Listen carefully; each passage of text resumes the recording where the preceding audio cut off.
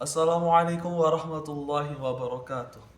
Innal hamdalillahi wa nasta'inuhu wa nastaghfiruh wa na'udzu billahi min syururi anfusina wa min sayyiati a'malina may yahdihillahu fala mudilla lahu fala yudlil ala hadiyalah. Asyhadu an la ilaha illallah wa asyhadu anna sayyidana wa nabiyyana Muhammadin abdillah wa ala alihi wa sahbihi wa mawala la haula wa la quwwata illa billah. Alhamdulillah ala kulli hal. Kita semua bisa dipertemukan dalam bincang-bincang ataupun dalam video ini dengan segala keterbatasan, tetapi tetap mensyukuri nikmat dari Allah Subhanahu wa taala. Sebelumnya perkenalkan saya Haidar Rizal Maulana Hakim dengan NIM 0083, yang mana dalam hal ini akan memandu jalannya video pada kali ini. Tentunya kawan-kawan semua, netizen semua, subscriber semua pasti sudah enggak tahan, sudah enggak sabar untuk menanti penjelasan dari KKL kami kemarin ke Jogja. Lah, kemarin kami KKL di Jogja itu ada di dua tempat, yaitu yang pertama di Universitas Gadjah Mada, tempatnya di Fakultas Ilmu Budaya, dan selanjutnya kami melanjutkan di Pondok Pesantren Krapyak yang bertepatan di Pondok Pesantren Ali Maksum. Nah, di sini nanti akan dijelaskan oleh rekan-rekan saya yang luar biasa, yang sangat hebat, yang mana akan menjelaskan hingga rinci, hingga dikupas dengan tuntas, yaitu rekan saya yang sangat hebat, yaitu rekan Afrizal Firmansyah dan rekan Mu'tasim Billah.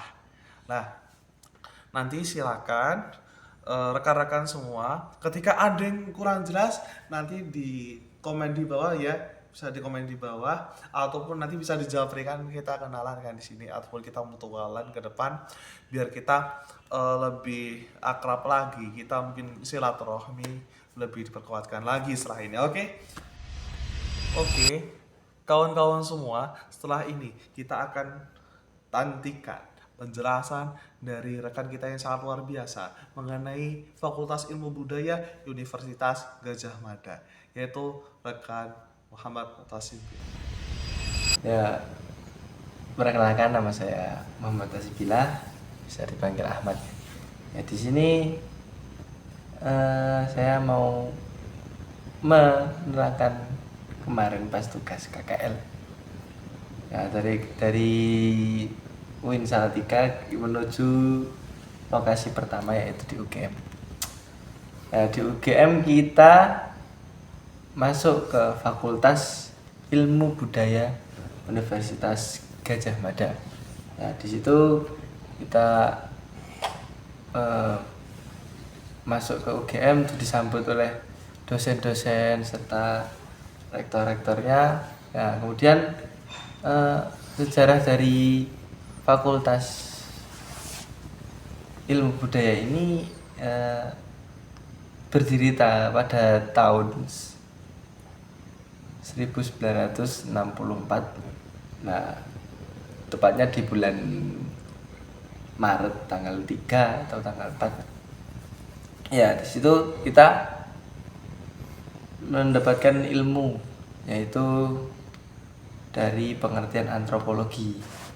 Nah, sedangkan kita anak-anak tafsir, jadi dosen sana itu mempunyai gagasan bahwasanya ilmu antropologi dalam IAT itu menjadi ilmu antropologi agama. Ya, jadi antropologi itu yaitu ilmu untuk memahami bagaimana manusia dan perspektif agama, kalau yang antropologi agama tadi. Nah, kemudian dari UGM itu kita banyak sekali mendapatkan ilmu yang disampaikan oleh dosen dari UGM tersebut. Nah, dari Fakultas Ilmu Budaya ini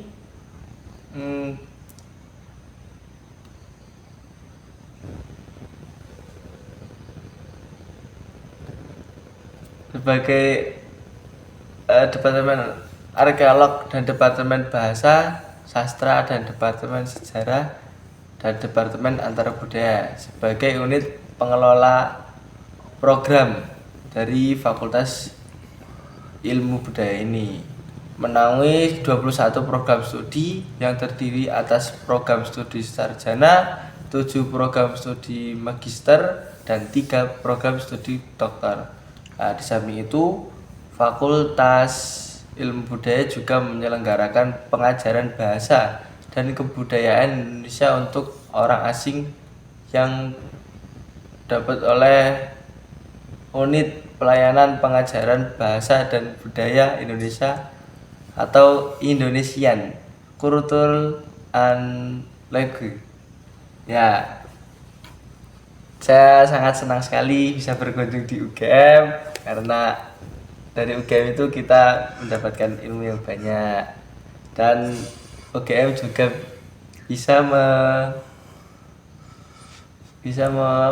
menyampaikan visi dan misinya, kemudian bisa memamerkan bagaimana mahasiswanya yang sangat luar biasa. Nah, bahwasanya Fakultas Ilmu Budaya ini kita sudah mendapatkan banyak ilmu pengetahuan. Terlebih kita sebagai mahasiswa ilmu Al-Quran dan Tafsir, bahwasanya kita mendapatkan sebuah pencerahan mengenai cabang antropologi budaya. Nah, yang mana ini bisa kita gunakan sebagai penelitian kita sebagai mufasir pemula ataupun mufasir muda. Katanya mufasir, otomatis kita kan harus selalu berpikir bagaimana kita mendapatkan eh, sebuah metode-metode baru untuk menyelesaikan problematika umat. Nah, dalam hal ini di UGM kita sudah mendapatkan sedikit banyak mengenai antropologi. Tetapi pada sayangnya sih ada beberapa pertanyaan dari terlebih Al-Mukarram Kiai Agus Suwaidi mengenai madhab dalam FIB ini belum bisa dijawab sama Sivitas Akademika. Sayang sekali ya. Mungkin teman-teman di UGM terlebih FIB bisa menjelaskan kalau ada yang tahu di kolom komentar di bawah ini ya. Nah, sekarang setelah ini akan dijelaskan di destinasi selanjutnya, yaitu destinasi di Pondok Pesantren Krapyak, tepatnya di Pondok Pesantren Ali Maksum. Nah, pada kali ini akan dijelaskan oleh pemateri yang sangat luar biasa, yaitu Muhammad Afrizal Firmansyah. Afrizal. Baik teman-teman semua, kita beralih pada Pondok Pesantren Krapyak, tepatnya Pondok Pesantren Ali Maksum, itu yang berjajaran dengan Pondok Pesantren Al Munawir. Jadi di Pondok Pesantren Krapyak itu terdapat dua pondok ataupun dua yayasan. Pertama Yayasan Al Munawir dan kedua itu Yayasan Ali Maksum lah. Kita itu mendatangi Yayasan Ali Maksum, tapi ini masih berhubungan dengan Yayasan Al Munawir. Jadi ceritanya itu gini teman-teman, dari apa yang ya kami dapatkan dari penuturan perkataan beliau Kiai Haji Afif Muhammad itu bahwa pada tahun 1919 sekitar tahun segitu itu Kiai Haji Munawir itu setelah berguru di Timur Tengah, tepatnya di Mekah dan Madinah, juga dengan guru-guru di Indonesia seperti Syekh Soleh Darat, kemudian Mbah Khalil Bangkalan dan sebagainya. Itu kemudian beliau ke Yogyakarta itu mendirikan pondok pesantren yang khusus pada tahfidzul Quran. Nah, pada awalnya pondok pesantren ini itu berada di daerah Kauman, akan tetapi oleh teman beliau seorang kiai dari Cirebon itu menganjurkan untuk dipindahkan ke daerah Krapyak Yogyakarta. Makanya kemudian pondok beliau itu ataupun berkembang di Yogyakarta hingga saat ini, yaitu Pondok Pesantren Al Munawir Krapyak. Nah, kemudian dari Kiai Haji Munawir itu pondok pesantren yang memang basisnya ini Al-Quran, sehingga pengajaran beliau itu berfokus pada penghafalan Al-Quran dan juga ilmu qiraat, yang mana kemudian beliau itu Kiai Haji Munawir itu mendapat julukan sebagai Grand Master ataupun kalau bahasa mungkin yang agak founding father ilmu qiraat di Nusantara. Beliau juga menulis kitab Al-Munawir yang menjadi rujukan kamus Al-Munawir yang menjadi rujukan kamus bahasa Arab Indonesia hingga masa sekarang. Nah, seiring berjalannya waktu, karena ini berdiri tahun 1919, itu jauh sebelum Indonesia merdeka, pasti banyak dinamika yang terjadi di pondok pesantren Al-Munawir ini ataupun di pondok pesantren Krapyak, termasuk dalam perjuangan kemerdekaan bangsa Indonesia, yang mana walaupun tidak secara langsung Kiai Haji Munawir ini turun untuk berjuang, tapi dari murid-murid beliau ataupun dari sanak famili yang lain itu banyak yang kemudian juga ikut andil dalam perjuangan kemerdekaan Indonesia. Nah, kita kembali lagi ke mengenai pondok pesantren Krapyak ini, yang mana kemudian seiring berjalannya waktu, setelah berkembang oleh Kiai Haji Munawir yang memang basic fokusnya itu pada ilmu Al-Quran sama metode Al-Quran ataupun pondok pesantren Al-Quran, maka kemudian pondok pesantren Krapyak ini dikembangkan oleh menantu beliau, yaitu Kiai Haji Ali Maksum, yang mendirikan kemudian Yayasan Ali Maksum, yang mana pada Yayasan Ali Maksum ini tidak hanya berfokus pada pengajaran Al-Quran tapi juga dengan kitab-kitab. Makanya kemudian Kiai Haji Ali Maksum ini menulis kitab Shorof, yang mana kemudian mendapat julukan Shorof Krapyak. Beliau juga menulis kitab Ahlussunnah wal Jamaah, yang mana itu menjadi salah satu kitab yang fenomenal, sering dikaji juga oleh para warga Nahdlatul Ulama. Ya. Dan juga di pesantren-pesantren di Indonesia. Tuh.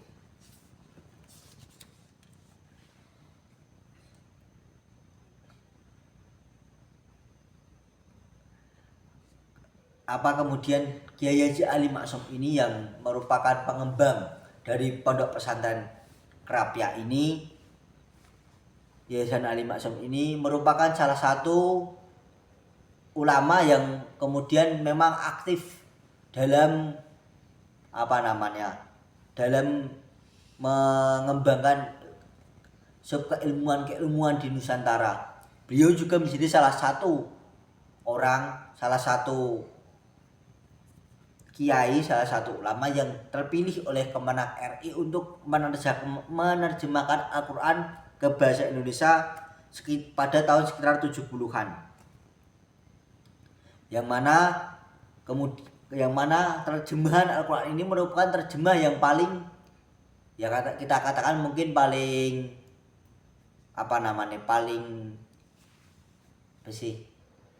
paling tepat lah, ataupun paling kredibel untuk terjemahan Al-Quran di Indonesia ini. Makanya kemudian beliau itu sangat terkenal dengan apa yang telah beliau karang, apa yang telah beliau tulis, tidak hanya pada ilmu Al-Quran, tidak hanya pada ilmu nahwu, tidak hanya pada akidah ataupun kitab bernama Ahlussunnah tadi, tapi juga dalam ilmu hadis, ilmu fikih, ilmu usul dan ilmu sebagainya. Sehingga kemudian pondok pesantren Al-Munawir ataupun pondok pesantren Ali Maksum ataupun pondok pesantren Krapyak ini menjadi salah satu pondok pesantren yang masih eksis sejak zaman 1919 hingga zaman sekarang, yang mana masih banyak santri, masih banyak khalayak masyarakat umum yang menitipkan anaknya ataupun ingin anaknya belajar di pondok pesantren ini. Bahkan kemajuan pondok pesantren Krapyak ini juga diikuti dengan berdirinya Ma'had Ali. Ya, sebuah lembaga yang setara dengan sarjana, setara dengan S1. Walaupun kemudian sistem yang ada dalam Ma'had Ali ini sama seperti sistem pesantren pada umumnya. Yang mana berdasarkan penuturan juga oleh Kiai Haji Afif Muhammad ini bahwa kemudian salah satu bentuk eksistensi ataupun keterkenalan ataupun masih maraknya masyarakat yang percaya pada pondok pesantren Krapyak ini ialah bagaimana kemudian pengamalan-pengamalan yang dilakukan oleh para guru-guru pengajar pada pondok pesantren tersebut, yang mana mereka itu tidak hanya kemudian mengajarkan secara teori, secara lisan, secara bandungan, secara slogan dan sebagainya, tapi juga mengamalkan secara langsung praktek. Bahkan kemudian dari para santri-santrinya itu, dari para santri-santri itu kemudian berhak mengawasi para guru-guru mereka itu dalam mengamalkan Al-Quran, mengamalkan hadis ataupun mengamalkan living hadis Al-Quran dan sebagainya. Seperti itu. Pondok ini juga eksis karena kemudian jaringan relasi para alumni-alumni yang mana kemudian menyebar di seluruh Indonesia, menyebar di belahan dunia, yang mana mereka masih memegang teguh ajaran yang mereka dapatkan di pondok pesantren Krapyak ini, sehingga kemudian dari mereka juga eksistensi pondok pesantren Krapyak ini masih dapat masih famous lah, masih terkenal, masih kredibel, masih layak untuk kemudian kita semua itu menempuh ilmu di situ. Sungguh jelas sekali penjelasan dari Mas Afrizal. Sangat jelas, sangat padat, dan sangat panjang, cukup panjang sih. Karena di sini tadi kelihatannya saya lihat 1 gigaan, dan itu menguras memori dari HP saya. Nah, kamu tenzal. Nah, di sini dijelaskan bahwasanya di Al-Munawir sendiri, mohon maaf, bukan Al-Munawir ya, tapi di Ali Maksum. Sebenarnya Ali Maksum sama Al-Munawir itu sangat berkaitan sekali, karena antara bapak dan menantu kan, seperti itu pondok pesantrennya. Nah, di Ali Maksum itu dijelaskan mengenai ilmu qiraat itu seperti apa, bahwasanya sejarahnya itu seperti apa. Sudah lebih dari 1 abad Ali Maksum ataupun pondok pesantren Krapyak ini mengabdikan dirinya kepada agama dan mengabdikan diri kepada bangsa Indonesia. Bagaimana membumikan Al-Quran, membumikan bahasa Al-Quran, membumikan ilmu-ilmu Al-Quran. Nah, dalam hal ini Ali Maksum dalam spesifikasinya lebih menjelaskan bahwasanya ilmu qiraat itu seperti apa. Itu mungkin kurang jelas ya. Karena apa? Karena waktu kita di Ali Maksum itu sangatlah pendek. Sayang sekali, mungkin teman-teman semua dari Ali Maksum bisa membantu kami untuk menjelaskan secara japri di WA atau di kolom komentar di bawah ini. Karena mungkin kami waktu di Ali Maksum, kami mungkin belum bisa lebih jauh lagi karena keterbatasan waktu. Mungkin kita lain waktu lebih lama lagi main-main di Ali Maksum. Mungkin seperti itu kawan-kawan semua. Terima kasih sudah mendengarkan cerita kami yang sangat tidak bermanfaat ini. Sekian. Sebelum saya tutup, silakan share, subscribe, and like di bawah ini agar apa? Agar bisa mendapatkan informasi terkini mengenai channel-channel ini ke depannya. Semoga bermanfaat. Wallahul muwaffiq ila aqwamit thoriq. Wassalamualaikum warahmatullahi wabarakatuh. See you next time.